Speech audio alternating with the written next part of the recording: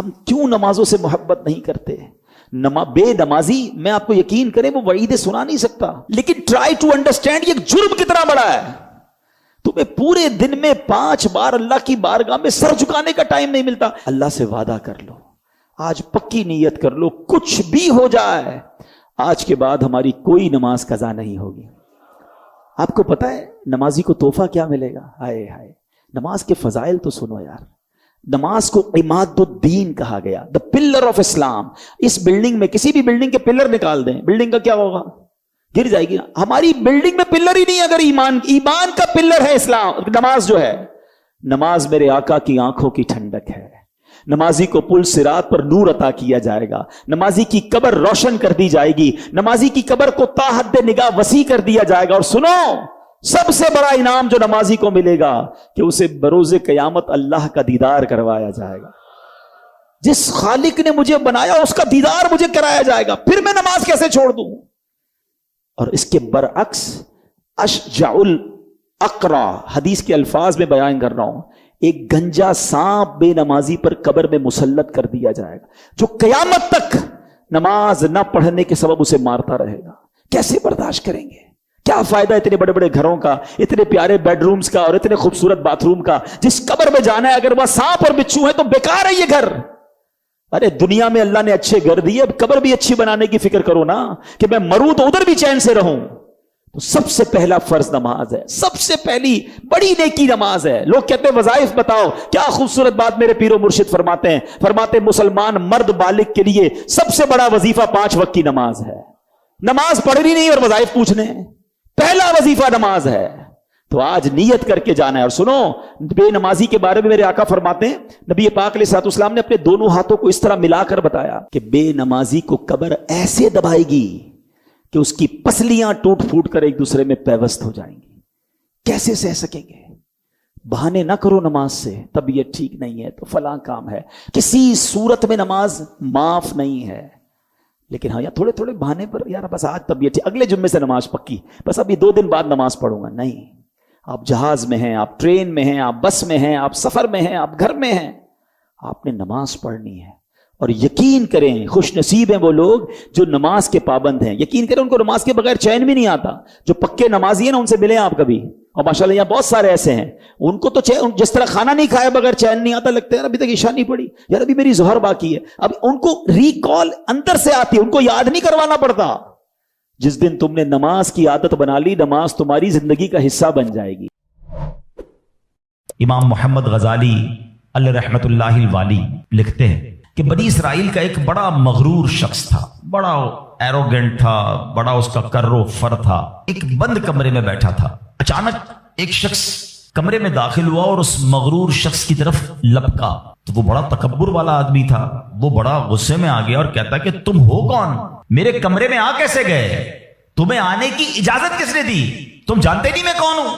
جو اندر آنے والا شخص تھا وہ کہتا ہے مجھے اس گھر کے مالک نے اجازت دی ہے، اور میں وہ ہوں جسے کوئی دربان روک نہیں سکتا، میں وہ ہوں جس کو کسی سے اجازت لینے کی ضرورت پڑتی نہیں ہے، مجھے کسی کا دبدبا ڈرا نہیں سکتا، نہ ہی مجھ سے کوئی مغرور اور سرکش شخص بچ سکتا۔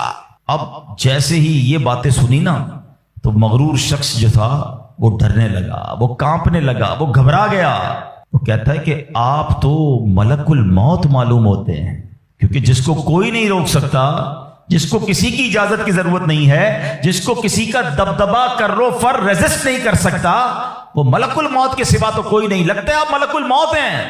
تو فرماتے ہاں میں ملک الموت ہوں۔ اب وہ شخص تو بڑا گناہگار تھا، وہ رونے لگا، چیخنے لگا کہ حضور تھوڑی سی مہلت دے دیں، کچھ نیکیاں کر لوں، توبہ کر لوں، اللہ کو راضی کر لوں، ابھی میری روح قبض نہ کریں۔ ہائے ہائے، ملک الموت فرماتے تمہاری سانسیں پوری ہو گئی ہیں، اب تمہیں کوئی ٹائم نہیں ملے گا۔ اگر تم نے، وہ پوچھتا ہے حضور مجھے کہاں لے جایا جائے گا مرنے کے بعد؟ فرمایا اس مقام پر جہاں تو نے اعمال بھیجے ہیں، اس گھر کی طرف جو تو نے تیار کیا ہے۔ وہ شخص کہے گا حضور میں نے تو کوئی گھر تیار نہیں کیا، کوئی نیکی آگے نہیں بھیجی۔ ملک الموت فرماتے ہیں پھر تمہیں بھڑکتی آگ کی طرف لے جایا جائے گا، جہاں تمہارے گوشت پوشت وہ آگ نوچ لے گی۔ یہ کہہ کر ملک الموت نے اس شخص کی روح کو قبض کیا، اس کے پورے گھر میں کوہرام مچ گیا، گھر والے رونے لگے، اے میرے پیارے اسلامی بھائیوں، یہ واقعہ ہم سب کو کیا سکھا رہا ہے کہ جب موت آنی ہے نا، جب وہ وقت آ جانا ہے تو پھر ایک منٹ بھی آگے پیچھے نہیں ہو سکے گا، کوئی اس کو ڈیلے نہیں کر سکے گا، بلکہ جس حالت میں ہوں گے نا اسی حالت میں روح قبض کر لی جائے گی۔ ہماری موت کا وقت لکھا ہے، مقام بھی لکھا ہے، یہ چینج نہیں ہو سکتا۔ اگر موت سمندر میں لکھی ہے تو $2.5 لاکھ دے کر بھی بندہ وہاں پہنچتا ہے جہاں موت لکھی ہے۔ اگر موت کشتی سے ڈوب کر ہونا لکھی ہے تو 22 لاکھ دے کر بھی سینکڑوں لوگ ہمارے وطن سے جاتے ہیں اور ان کی موت یورپ کے سمندر میں جا کر ہو جاتی ہے۔ اللہ پاک جو بھی ان میں مسلمان ہیں سب کی مغفرت فرما، مگر میں نے اور آپ نے اس سے عبرت کیا لی کہ بندہ وہاں پہنچے گا جہاں اس کی موت لکھی ہوئی ہے۔ ایک بار حضرت سلیمان علیہ نبینا علیہ الصلوۃ والسلام کی بارگاہ میں ایک شخص بیٹھا تھا۔ آپ کی بارگاہ میں ملک الموت آئے اور اس شخص کو ذرا گھور کے دیکھنے لگے، واپس چلے گئے۔ وہ شخص کہتا حضور یہ کون تھے جو آئے تھے اور مجھے گھور کے دیکھ رہے تھے؟ فرمایا یہ ملک الموت تھے۔ کہتا حضور لگتا ہے میری روح قبض کرنے والے ہیں، آپ مہربانی کریں، آپ کی تو ہوا پر حکومت ہے، آپ ہوا کو حکم دیں کہ ہوا مجھے اڑائے اور مجھے ہندوستان لے جائے۔ حضرت سلیمان بیت المقدس کے علاقے میں رہتے تھے نا، آپ نے وہ حکم فرمایا، ہوا نے اس بندے کو اٹھایا اور ہندوستان پہنچا دیا۔ کچھ دنوں کے بعد پھر ملک الموت آیا حضرت سلیمان علیہ السلام کی بارگاہ میں۔ آپ نے فرمایا تم میرے ساتھی کو کیوں گھور رہے تھے جب آئے تھے تو؟ کہ میں حیران تھا کہ میرے پاس یہ لکھا ہوا تھا اللہ کی طرف سے کہ تھوڑی دیر بعد مجھے اس کی روح ہند میں قبض کرنی ہے اور وہ آپ کے پاس بیٹھا ہوا تھا۔ اللہ اکبر۔ حضرت سلیمان نے کہا میں نے ہی تو حکم دیا اور ہوا نے اسے ہند پہنچایا، اور جب وہ ہند پہنچا تو پرٹیکولر ٹائم پر اسی مقام پر اس کی روح کو قبض کر لیا گیا۔ ہائے ہائے ہائے، یہ ہے میری اور آپ کی حقیقت۔ دوڑتے رہتے ہیں، بھاگتے رہتے ہیں، پلاننگ ہے کہ ختم نہیں ہو رہی، فکریں ہیں کہ ختم نہیں ہو رہی، ہر وقت بیٹھے ہیں اگلا پلان کیا ہے، 5 سال کا، 10 سال کا، ایک دکان ہے تو 2 دکانیں، ایک گھر ہے تو 2 گھر، بڑا گھر، ہوادار گھر ہے، نوکری ہے تو کاروبار کرنا ہے، ملک سے باہر جا کر جناب پیسے کمانے، یہی سوچ ہے بس۔ اس پورے شیڈول میں موت کہاں ہے؟ اس پوری تیاری میں موت کہاں ہے؟ ایک دن ہوگا کہ اچانک اچک لیے جائیں گے۔ سیٹھ جی کو فکر تھی ایک کے 10 کیجئے، موت آ پہنچی کہ حضرت جان واپس کیجئے۔ اور آپ کو پتا ہے جس عالم میں میں اور آپ ہوں گے، بڑی میں اہم بات کرنے جا رہا ہوں، یہ آپ نے دیکھا نا کہ حضرت سلیمان نے حکم فرمایا تو ہند پہنچا، کوئی کشتی میں تھا اس کی موت وہاں تھی، کوئی سمندر پانی کے اندر ہزاروں فیٹ نیچے جانا تو اس کی موت وہاں لکھی تھی۔ اس کا مطلب تو یہ ہوا کہ میں کہیں بھی کسی بھی مقام پر مر سکتا ہوں، میری موت پتہ نہیں کہاں لکھی ہے۔ اب ذرا غور کیجئے، ہم سب پتہ ہے کیا چاہتے ہیں کہ موت کے وقت ہم سجدے میں ہوں، چاہتے ہیں نا اللہ کرے اللہ کے گھر میں موت آئے، کلمہ پاک پڑھتے ہوئے موت آئے، تلاوت قرآن کرتے ہوئے موت آئے، نبی پاک پر درود پڑھتے ہوئے موت آئے، اللہ ایسا کرم کر دے کہ مدینہ منورہ میں موت آئے، گنبد خضرا کے سامنے موت آئے۔ یہی تصورات ہے نا، ایک مسلمان چاہتا یہی ہے کہ یار موت آئے تو کسی اچھے عالم میں ہو، کسی بڑی خوبصورت باوضو نیکی کرتے کرتے دنیا سے جاؤں، تمنا تو سب کی یہ ہے۔ اچھا مجھے ایک بات کا جواب دیں، یہ کیسے ممکن ہے کہ کوئی بندہ صبح سے شام تک نماز نہ پڑھے اور کہے موت سجدے میں آئے، صبح سے شام تک مسجد میں نہ آئے اور تمنا یہ کر رہا ہے کہ مسجد میں موت آئے، باوضو رہتا ہی نہیں ہے تو کیسے امید رکھ رہا ہے کہ باوضو موت آئے، قرآن کھول کر پڑھتا ہی نہیں ہے تو کیسے امید کر رہا ہے کہ تلاوت کرتے کرتے موت آئے؟ جو صبح و شام گالیاں دیکھتا ہے کیا اس کو ڈر نہیں لگتا کہ گالی دیتے دیتے موت آ سکتی ہے؟ جو شراب پیتا ہے اس کو ڈر نہیں لگتا کہ شراب کے نشے میں موت آ سکتی ہے؟ جو بدکاری کرتا ہے اس کو ڈر نہیں لگتا کہ بے حیائی اور بدکاری کرتے ہوئے موت آ سکتی ہے؟ جو تاش کھیلتا ہے، جوا کھیلتا ہے، اس کو ڈر نہیں لگتا کہ مرتے اسی وقت میں تاش کھیل رہا ہوں گا اور مجھے موت آ گئی، تو میں نشہ کر رہا ہوں مجھے موت آ گئی، میں بے حیا اور بدکاری کہ بری بری باتیں ٹیلی فون پر ساری رات کر رہا ہوں اس وقت موت آ گئی؟ ملک الموت کو منع نہیں کر سکو گے کہ میں غلط کام کر رہا ہوں، ٹائم دے میں توبہ کر لوں، نہیں۔ جو سجدے میں ہوگا وہ سجدے میں اٹھایا جائے گا، جو درود پڑھتے پڑھتے جائے گا وہ درود پڑھتے پڑھتے اٹھایا جائے گا۔ سوچے وہ جو شراب میں جائے گا، نشے میں جائے گا، ادھر کیسے اٹھایا جائے گا؟ اب اس کا آسان حل پتہ ہے کیا ہے؟ کہ بندہ زندگی ایسے گزارے کہ جس حال میں مرنا نہیں چاہتا نا وہ کام چھوڑ دے۔ عقل بندی یہ ہے کہ اپنے دن کا شیڈیول ایسا بنائے کہ میں وہ کام ہی نہ کروں جس میں مرنا نہیں چاہتا، ورنہ میں روک نہیں سکوں گا موت کو۔ آپ چاہتے اچھی موت ہو؟ میں بتاتا ہوں کس کی اچھی موت آ سکتی ہے۔ جو ماشاءاللہ 5 ٹائم پابندی سے نماز پڑھتا ہے, جو روزانہ تلاوت قرآن کرتا ہے, جو بار بار تسبیح نکال کر تسبیح بھی پڑھتا ہے, درود بھی پڑھتا ہے, جو دکان پر بھی جاتا ہے تو نماز کا ٹائم ہو تو نماز کے لیے کھڑا ہو جاتا ہے, جو حلال روزی کماتا ہے, جو گناہوں سے اپنے آپ کو بچاتا ہے, ارے اس کی تو 24 گھنٹے میں کبھی بھی موت آنی ہے. سبحان اللہ. وہ رات کو سوتا ہے تو باوضو سوتا ہے, اس نیت سے سوتا ہے کہ فجر میں اٹھنا ہے. رات کو بھی جائے گا تو انشاءاللہ شہید کا مرتبہ پائے گا. دن میں کسی وقت موت آئے گی تو کوئی اچھا ہی کام کر رہا ہوگا نا.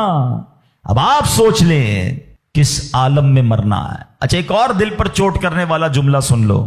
کون کون چاہتا ہے مرتے وقت زبان پر کلمہ طیبہ جاری ہو؟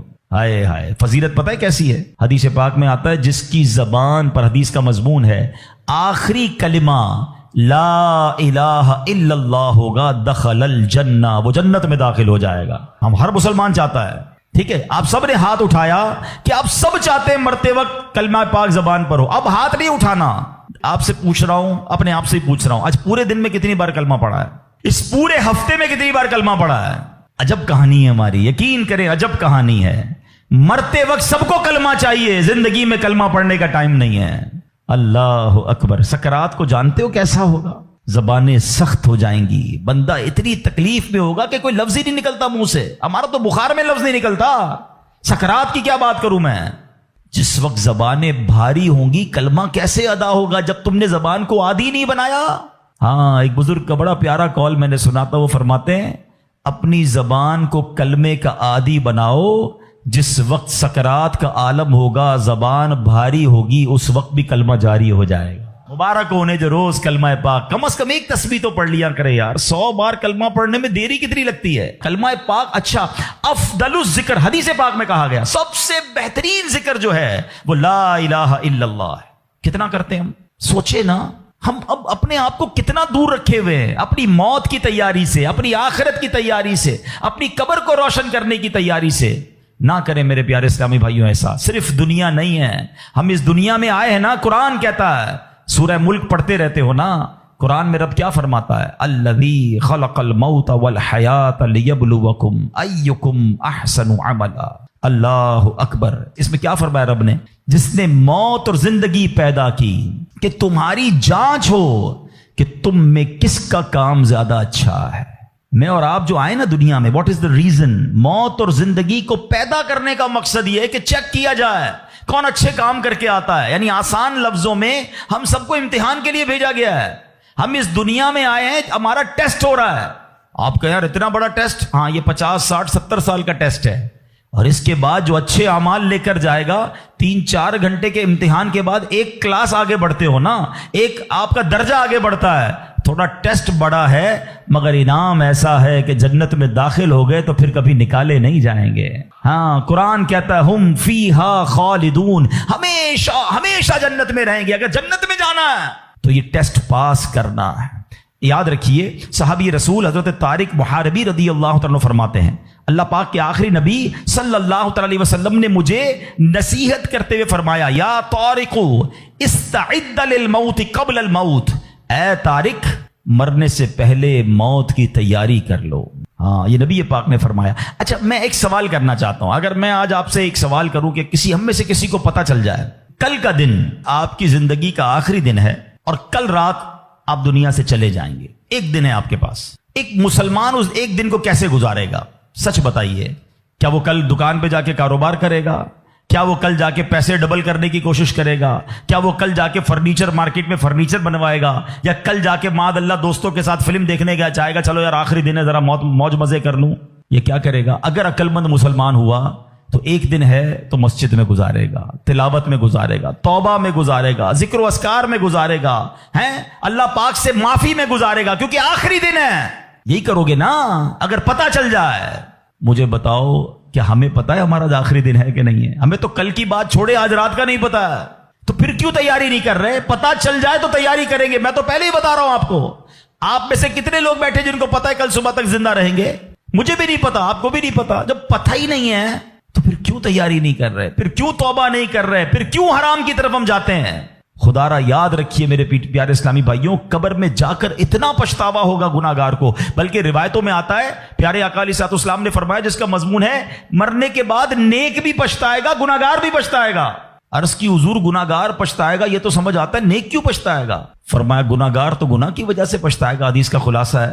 فرمایا نیک اس لیے پچھتائے گا جب وہ آخرت میں نیکیوں کا اجر دیکھے گا نا، تو وہ کہے گا کاش میں اور نیکیاں کر لیتا، وہ جو فضول ٹائم ضائع کیا تھا اس میں اور اللہ کا ذکر کرتا، اور نوافل پڑھتا، اور عبادت کرتا۔ تو یقین جانیے میرے پیارے اسلامی بھائیوں، یہ زندگی، یہ جو ہماری سانسیں چل رہی ہیں نا، ابھی چانس ہے ہمارے پاس، جتنی نیکیاں کرنی ہے کر لیں۔ جس دن سانس بند ہوئی نا، اس دن عمل نہیں ہوگا، اس دن